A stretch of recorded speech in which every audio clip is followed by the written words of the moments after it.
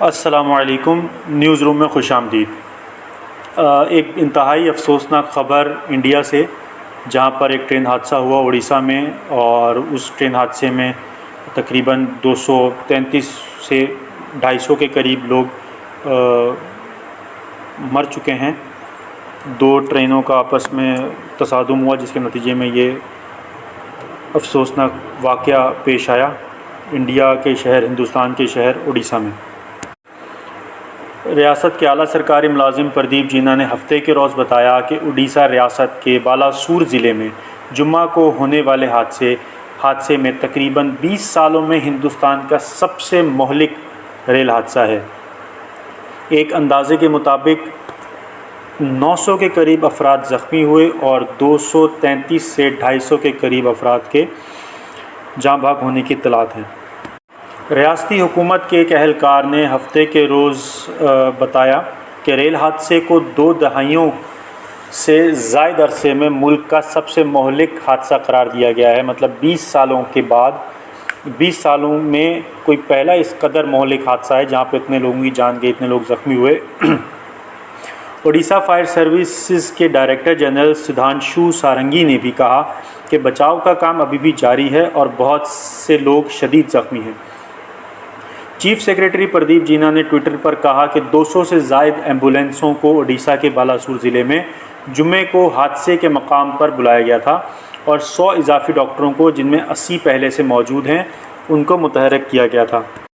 ایک نامعلوم شخص، زندہ بچنے والے نامعلوم شخص نے بتایا کہ میں سو رہا تھا جب ٹرین سے پٹری کے اترنے کے شور سے جاگ گیا۔ اچانک میں نے دیکھا کہ 10 سے 15 لوگ مر چکے ہیں۔ میں کوچ سے باہر آنے میں کامیاب ہوا اور پھر میں نے بہت سی بکھری لاشیں دیکھی۔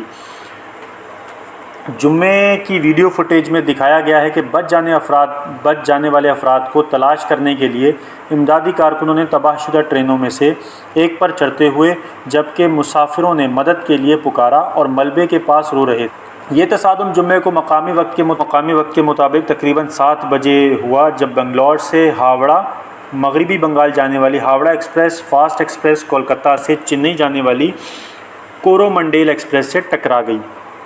ہم نے متضاد بیانات دیے ہیں، جن پر ٹرین پہلے پٹری سے اتری اور دوسری کے ساتھ الجھ گئی۔ ریلوے کی وزارت نے کہا کہ اس نے واقعے کی تحقیقات شروع کر دی ہیں۔ اگرچہ جینا اور کچھ میڈیا رپورٹس نے بتایا گیا ہے کہ حادثے میں ایک مال بردار ٹرین بھی ملوث تھی، ریلوے حکام نے ابھی تک اس امکان پر کوئی تبصرہ نہیں کیا۔ ایک وسیع ریسرچ اینڈ ریسکیو آپریشن شروع کیا گیا ہے، جس میں فائر ڈپارٹمنٹ کے سینکڑوں اہلکار اور پولیس افسران کے ساتھ ساتھ سونگھنے والے کتے بھی شامل ہیں۔ نیشنل ڈیزاسٹر رسپانس فورس کی ٹیمیں بھی اس مقام پر موجود تھیں۔ جمعے کے روز سینکڑوں نوجوان اڈیشہ کے سورو میں ایک سرکاری اسپتال کے باہر خون کا عطیہ دینے کے لیے قطار میں کھڑے تھے۔ ہندوستانی ریلوے کے مطابق اس کا نیٹ ورک روزانہ 13 ملین سے زیادہ لوگوں کی نقل و حمل کے سہولت فراہم کرتا ہے، لیکن سرکاری اجارہ داری کے حفاظتی ریکارڈ پرانا انفراسٹرکچر کی وجہ سے خراب ہے۔ ریاست نے متاثرین کے احترام میں ہفتے کو یوم سوگ کا اعلان کیا ہے۔